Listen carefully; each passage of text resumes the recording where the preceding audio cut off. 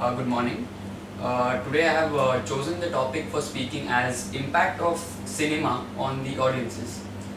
This is because I particularly love movies. I like to see good movies, and I feel that the impact of movies is to a certain extent a lot on the audiences.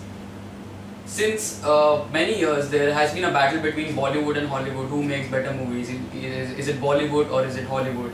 And Hollywood, the people in India don't like movies that are made by the West, and the people in the West don't appreciate Hindi movies.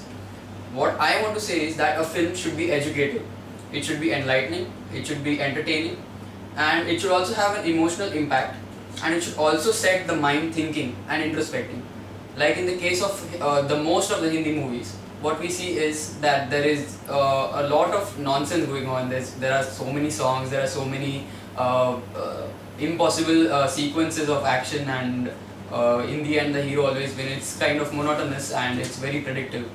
What the Westerners do is that they make really good movies and they set you off on a thinking spree.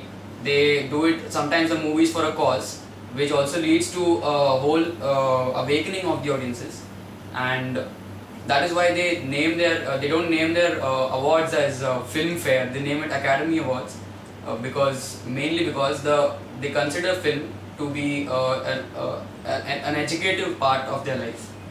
And so what I would like to conclude by saying that movies should be a tool for for awakening for of the audiences, and it should set the minds of the people thinking and introspecting.